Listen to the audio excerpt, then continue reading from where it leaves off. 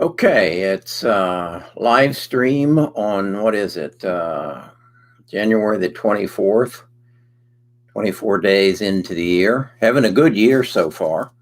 Um, Wanted it today to give you a kind of an update on the WheresTeamShea program, and wanted to let you know that thus far we've collected $3,627, and that's at about roughly $1,800 a month. I'm actually meeting with the key people at the University of Alabama, Birmingham, UAB, um, with uh, their department that does research on cancer, because that's where I want the money to go. And at least I believe at this time. I've looked at various foundations, and they have varying programs, but too many of them spend the majority of their money on promoting their cause and paying their help. And I'm not interested in that. I'd rather go to the scene and speak to the people and find out what they're doing and how they're improving the lives of people with cancer. So that's what I'm doing next week, meeting with them. I also wanted to discuss a bit about what I have planned for next week as far as the YouTube channel. On Monday, I'm going to speak directly to. If you aren't aware, there was a video one of the tribe members shared with me, where people are promoting companies that really aren't companies. They are, I guess, legal documents with a little bit of money behind them, and they are getting YouTube videos done by YouTubers promoting their stocks, interviewing their CEOs, and paying some outlandish fees. As a result of me seeing this video last week, I realized I was duped into participating in it. I didn't get the $15,000 to $50,000 to promote companies that I then investigated after I became aware of this scam, and found that they really weren't companies, or they don't appear to be. They appear to be someone who basically puts together the formation of a company, invests a little money in it, ends up with a penny stock, then gets some YouTubers to promote them. And then as a result of that promotion, their penny stock turns into a 10-cent stock, and they've just tenfolded their net worth. And I believe as I say, was duped into about four of them. And once I did, I contacted the people who, it's actually, you're not contacted by the CEO. There are companies, and they seem to be out of Canada, that that basically deal in this. And I don't know if they know what they're doing or they are guilty parties. But what I suspect happens is this. Use a gold mine as an example. They own some land. As I dug deeper, I found out they have no employees, which tells me they probably do everything on a subcontract basis. They probably go through the motions of looking for gold. They make the people in the community they're in believe they are looking for gold or silver or whatever. And then their CEO appears on a YouTube channel. They pump it. We buy some of their stock. We push the price up. And depending upon how many of the shares they own, and they usually own somewhere around 30 to 50% of them, they increase their net worth substantially. Now they have to be able to sell it. So it's probably a 2-year, maybe even a 3-year process.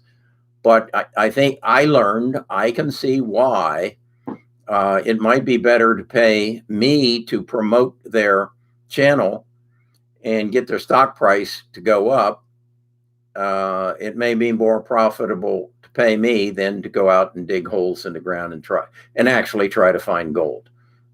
So that being said, my Monday video is explaining this in detail, actually then showing you where you can go to gain some more knowledge as to whether the stock that you are potentially interested in is a pump and dump or if it's a legitimate company.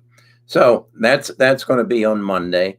On Tuesday, I'm going to talk about the success I've been having in my portfolio thus far this year, much to my surprise. I did well. I did over 60% last year, but that was because I was in a good position of cash when the coronavirus occurred, and I, in fact, bought into some opportunity stocks.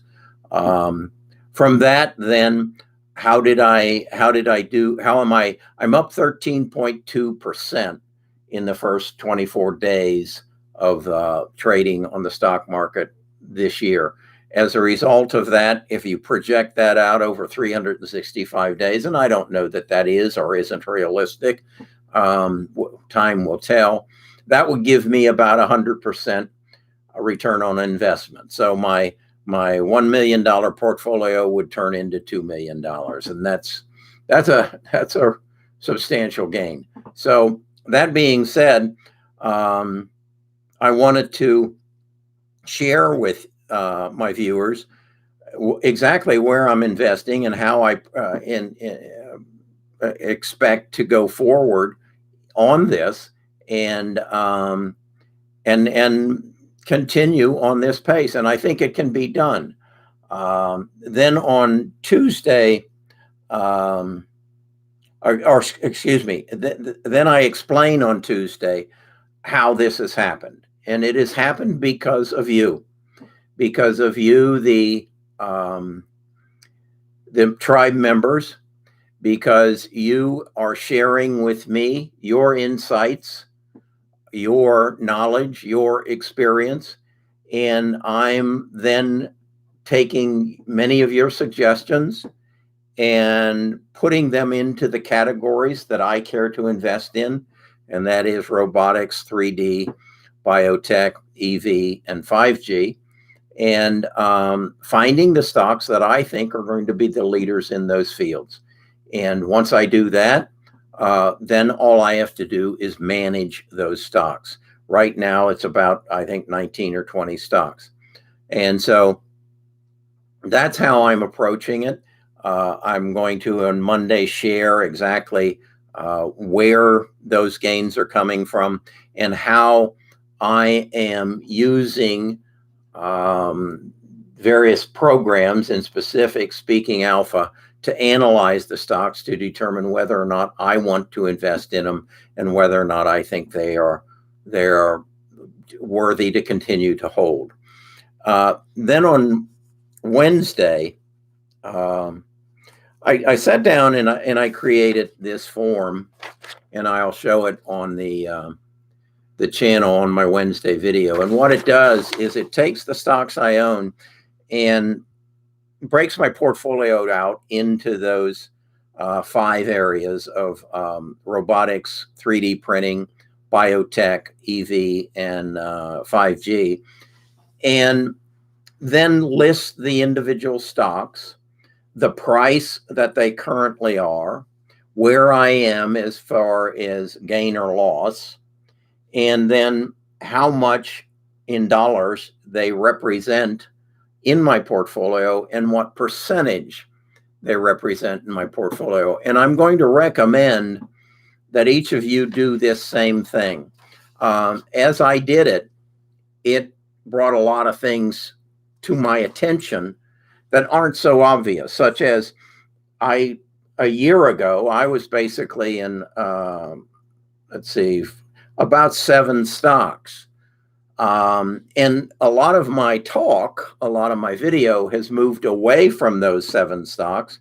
Basically, you know them as Amazon, Google, Facebook, Microsoft, Apple, and Tesla, and one other that is, and one other has broken into there, and that's CRISPR. I basically ask myself, okay, of the stocks I own, how many of them represent 5% or more of my portfolio? And what do they collectively represent? Well, they are 7 stocks, and they represent 66% of my portfolio. That was eye-opening to me. They aren't my best performing stocks because they are large cap stocks. The best performing stocks are stocks that I own, represent 1 or 2 or 3% of my portfolio, but there are enough of them that would be the other 33% of the portfolio that it's pushing it. Some of them have as high as a 200% return. It's pushing the performance of the portfolio up substantially. And that is how I intend to manage it from this time forward. And I want to share that with you so that what I want you to do is to create a form like this so that you have a better insight on how to manage your portfolio and what is performing for you and what is not. Because I think that's what something I recognized as I did this, and how you might want to reallocate your dollars, such as Tesla represents 19% of my portfolio. Am I okay with that? Would I rather have those dollars somewhere else? Now, I'm also committed that I won't put more than 10% in what I call the exponential growth part of my portfolio, and those are stocks that I buy for usually under $10 a share. But again, it puts it into perspective, and I think it's something that each and every one of you should do. Once I did that, I asked myself the question, if I could only own 2 stocks starting next week, if I could only own 2 stocks for the next 3 years, 3 to 5 years, which 2 stocks would I want to own? If I put 100% of my portfolio in 2 stocks, which are the 2 stocks that I'd want to own? I'm not going to tell you here which ones they are. I haven't shot the video yet. I'm still kind of putting the whys and the wherefores together on those 2 stocks. But I'm pretty sure which 2 I would want to own. And I want to substantiate for you why exactly I feel that way. Now, will I do that? No. There's too much risk there.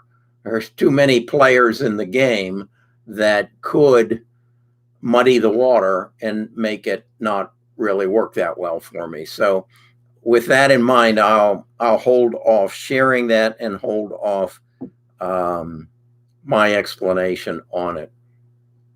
Okay, that's my plans for next week. The plans for the channel, you may have seen where we have announced, Drew and I have announced that it's no longer going to be a free channel. I believe the way Drew has set it up is that it is free for the first 30 days, and then it's $4. I don't foresee that we will ever raise that above $4. And the reason we did that was to basically clean it up a bit. There are a lot of people who use the Discord. I think it's over 15,000 people now, which it's interesting. That represents about 10% of the subscribers, and the subscribers represent about 50% of the unique viewers. So to put that in perspective, 15,000 people belong to the Discord. 150,000 people subscribe, and roughly 300,000, I believe it is, unique viewers watch videos every month or currently. So it's an interesting dynamic as you come down the numbers. It becomes predictable. and that's a lot, something that my son always talks about. Trent, who's a financial advisor, that he says, "Dad, this is all just math. It's all just math," and that's true. Um, if you can find the formula and then work the formula to your benefit, you can win at any game. It's just living in Alabama and watching Alabama football and admiring Nick Saban. I recognize that he is probably one of the best coaches ever to step on the field, but he follows a formula and he just breaks it down to where that formula produces him the results he desires. And if the formula ever stops producing the results he wants, he merely adjusts the math, spends more time on project A rather than on project B, and adjusts the math. So that's the way that I think you also need to manage your portfolio. You need to understand the math. How many stocks do you own? What areas are they in? What part of your portfolio does each stock represent, or a measurement of your portfolio, and what kind of results is it giving you? If you then know those numbers, you can see where you need to buy or sell. And then beyond that, you watch the momentum, you watch the VIX, you watch some of the leading indicators, and it'll give you short-term answers. Long-term answers, I don't think there's any question. That's all about being able to look into the future and say what is going to happen. We know that, at least I know, that robotics and 3D printing is going to become prevalent in our manufacturing, not only in the United States, but in the world, because our blockchain is broken, and we've got to bring manufacturing back to the United States, and we've got to do it efficiently so that we can be price competitive with the Chinese, the Vietnamese, and eventually the Africans, where labor is cheap. Well, the only way to meet their labor cost is and I don't want to say eliminate labor, because somebody is going to have to manage those robots. Somebody is going to have to maintain them, and the skill level and the pay grade of employees in the future is going to go up, but you're going to need to educate yourself to get those jobs. So I always go back to technology. Always, there is a threat it's going to take jobs away. But the reality is, with time, it creates new jobs because it creates new ways of doing things, making it more efficient. And as a result of the efficiency, there is better and more product, and the overall workforce continues to grow. So the next area is biotech.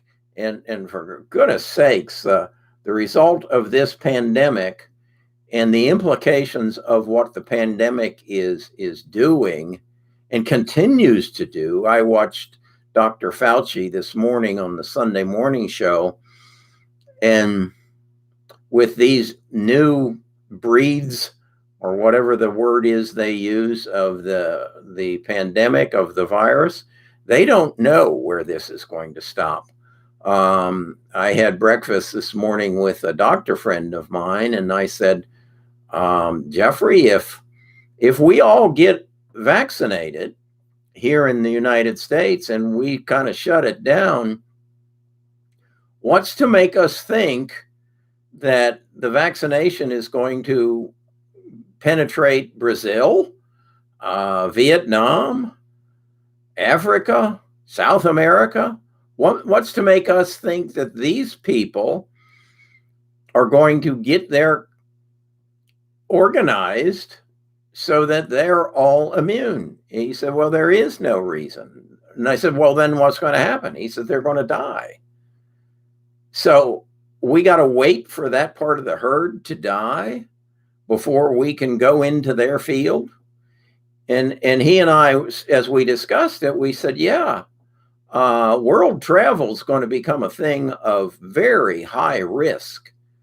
Yeah, you may have the vaccination and you may be immune, but if you go to Brazil and you go into the ghettos of Brazil and they aren't vaccinated, you will carry the disease back to the United States. Now, you may not get it, but you may spread it to other people because there are 25% of our population who will never get vaccinated. I mean, you can see it.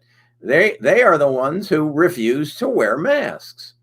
I saw something on where a fight broke out this last week with some old white-haired guy on an airplane who literally refused to wear a mask and then refused to leave the plane and created chaos.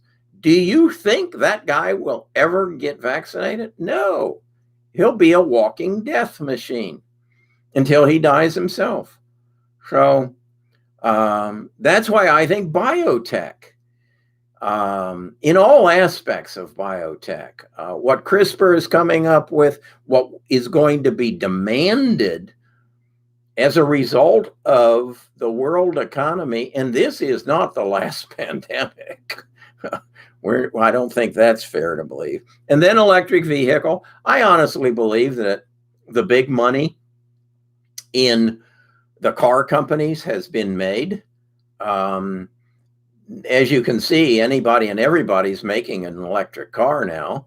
I think the big money in the electric car companies or the EV market is going to be the people who supply the very unusual parts, and that's why I own Infineon, who makes a very specific EV electric vehicle semiconductor and owns something of 90% of the market.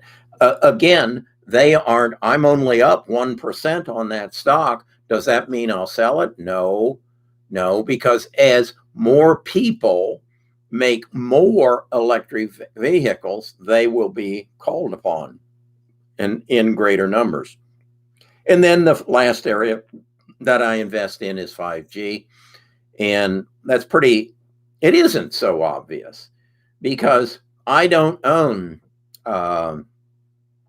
advanced micro devices and I don't own NVIDIA because in that regard, I'm seeing the big winners in 5G, which I believe are Amazon, Google, Microsoft, Facebook, and Apple, because they are the ones who are going to collect all the data.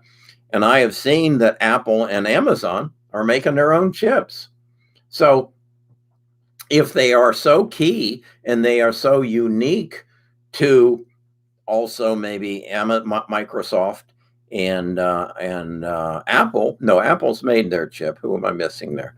And Google, I just think these are the big winners. And then I also own Resonant, which is a phone filter. And then I own, I just bought Gillet, Gilat, satellite, because they make a communication system that I believe the internet's going to move to satellites, and they're dominant in that field. And I'm told by one of you that they are going to be bought out. So that's my Wednesday video of this is what I own. This is how I own it. But if I could only own 2 or 3 stocks, which would they be? And I'll share my why at that time. Well, I posted this to my members, and as it is, there's only one of you. that's here. Um, but it's open for streaming. So I will are open for, yes, I guess it's replay. So that way, if in fact the members do want to see it, or say I didn't get the notice and I did it wrong, that way we will it will be here and I will have lived up to my promise. So that's all I really got to say today. I'm going to go and watch the second half of the Tampa Bay and the Green Bay Packers football game and have a relaxing Sunday afternoon. And then I'll shoot my Wednesday video tomorrow morning and get that to Jack. We're working on, Jack is working on doing more on the website, beefing up the store, so that if you choose to wear our colors or drink your coffee out of our cups, you can in fact get that at the store. And then I think it's also where we have our library, and I believe that not enough people read books, although I'm able to see people who go into the description, and not many. I don't go into the description very often unless I'm really looking for something. But the book that really a lot of people have bought is this one here, A Crack in Creation, which gives you a good handle on CRISPR, and it's written by Jennifer Doudna, D-O-U-D, Doudna. And I believe she is still the CEO of Edit. And then the other book that I've read that goes along that same line is Lifespan, and a book that I'm listening to right now that is, I believe, Cracked was written in 17, and this was written, Editing Humanity. This was written in 19, so it's more current, and I'm only about probably a quarter of the way through it. So that's why we have the library in the website, because again, if you're going to do this and you want to be the smartest guy in the room, it's not that difficult. Because most people read their last nonfiction book shortly before they graduated from college or even high school. Most people who are into investing, first of all, don't focus on and say, I only want to buy six areas or six spaces in the investment area, and then really dig in and say what's happening there and what is the best channel to invest. Again, I was with Ameriprise for, I guess, almost 15 years in the investment business. And I went to many meetings with investment people and analysts.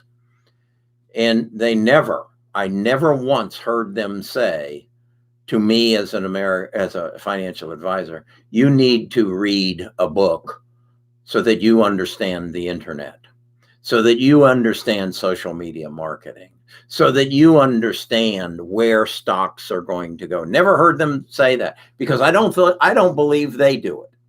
I believe that I probably know more about CRISPR and therapeutics and how it's going to change our world than most of the mutual fund or ETF managers in the United States. I don't think they educate themselves.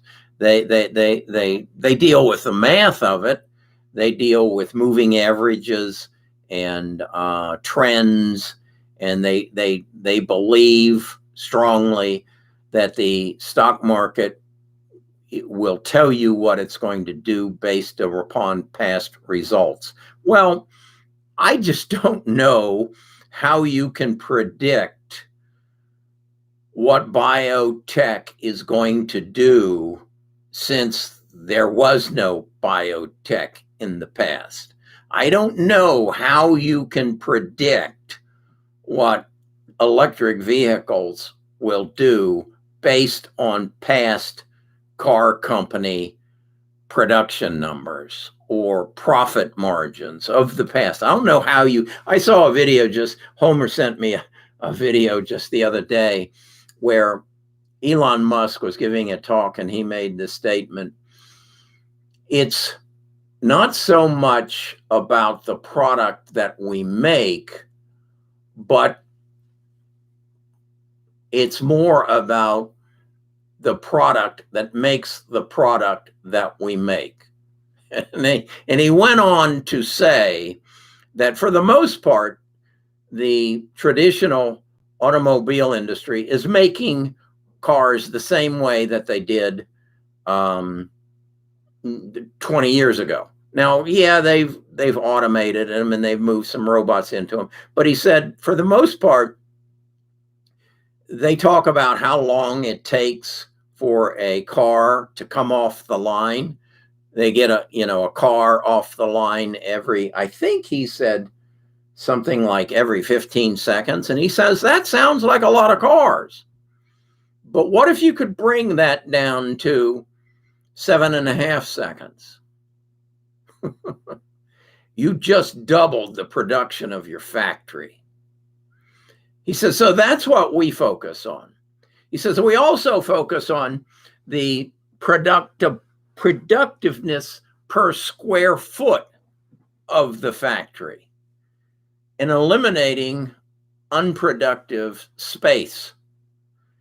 And he says, that's how we work on not just producing a good product, but producing a better product that makes our product. And that's where his mind runs. There's only one other person I've ever heard talk that way, and that's Jeff Bezos. And maybe Jack Dorsey, who owns Square and Twitter. They think differently than most company owners. Most company owners think the only way to improve the bottom line is to make a cheaper product or make it cheaper and get a higher margin. Well, Elon's saying just make more. Particularly if you can't meet the demand, just make more and your profits will go up. I think the other thing that a lot of people in business don't recognize is that the way to make money today is to exceed the expectations of your customer. And I think, again, if you look at, I wear a lot of running shoes, both to run and to walk. And I can remember I went into a Nike store. I buy these Air Jordans and or Air Max or whatever, and the balloon in the shoe broke, and I took it back to the Nike store, which is a franchise, and asked them to replace them, and they said, "Do you have your receipt?" No, I don't, but it's on a credit card. I'm sure you could find it if you wanted to. No, you got to have your receipt.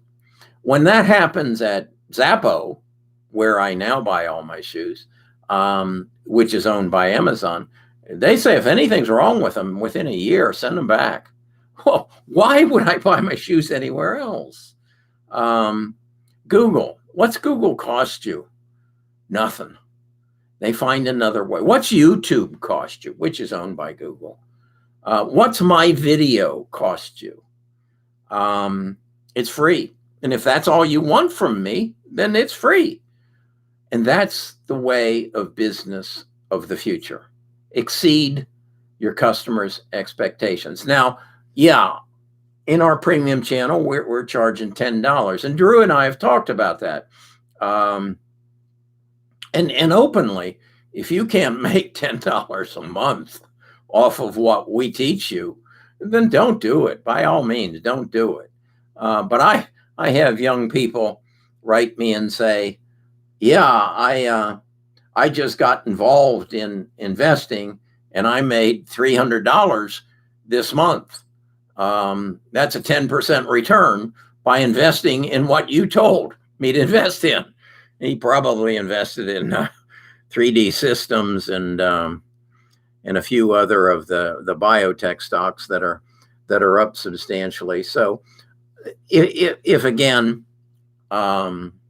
if you can't make any money at it, don't subscribe for it. But that's the way business has to move forward. And so I got a letter from a friend or an email from a good friend and said, should I sell my Tesla now? And I said, well, I'm not a financial advisor and I can't answer that, but I'll tell you, I'm not selling mine. And as I realized today, it's 20% of my portfolio. I'm not selling it. Is it overpriced? Oh, hell yes, it's overpriced for what it's doing today, but it's not overpriced for what it's going to be tomorrow. And getting in on it at $846 is probably just about as cheap as you're going to get into it, unless there is some change in what's going to happen in our economy over the next couple months. And the only thing that I think would cause a dip is if it came out that the British variant or the African variant were not stopped by the vaccine. If you saw that, fear would once again run through the system. But again, realize, because of biotech, because of genome sequencing, because of CRISPR, they were able to get a vaccine in around 6 months. That's never happened before. It's usually a multi-year process. So it would be a short term. And what is short term? 30, 60 days? I don't know. But there will be another dip. There will be another turn down in the market of substance. But all you've got to do is go and look at any graph, particularly of the NASDAQ market where technology lives, and you will see, if you make it over a long enough period of time, you don't even see those dips. Our economy is growing. Our world's economy is growing, and it will grow at a rate that's going to blow your mind, because the change is coming so damn fast. And it's coming because of reaction to fear. And what's the greatest fear in life? It's death. That's Larry King died, and I saw they just this, what was it, yesterday, and they asked him, "What do you fear?" He says, "I only fear one thing. That's death." Did you know he'd been married 7 or 8 times? And so the Dalai Lama, he was interviewing the Dalai Lama, and the Dalai, apparently his wife was in the studio, and the Dalai Lama says, "That's your wife over there?" And Larry said, yeah. "She's younger than you, Larry." Yeah, a little. He said, and the Dalai Lama says, "Larry, she looks like your daughter." He probably was as young as his daughter. But anyway, that's what everybody fears, is death when it comes down to it. You fear cancer, but is it really the cancer you fear? No, it's the death. I mean, if you just got cancer and you're that, hey, I got cancer. Well, that's okay. So I got gray hair. Okay. But when you got cancer, you're approaching death, and that's what everybody fears. So if in fact these variants, or if that's what they're called, create another fear factor, and again, look back to the subprime crisis, the housing crisis. Why did the market crash? Because of fear. Why did the dot-com bubble occur? Because of fear. You feared that all those tech stocks you bought weren't worth anything because you got caught up in a pump and dump. Yeah, you got caught up in a pump and dump. So everything repeats itself. Are there pump and dumps now? Yeah. Are they calling you on the phone? No. They're coming right now in two forms. One is coming in the form of the YouTuber, and the other one that's bigger and more dangerous is called a SPAC, a special whatever. I was watching Squawk Box, and I can't pronounce the guy's name. He was one of the original investors in Chevek or in Facebook, and he was promoting his SPAC, Open Door, and Andrew Ross Sorkin asked him, well, Shamak, how much are you going to make?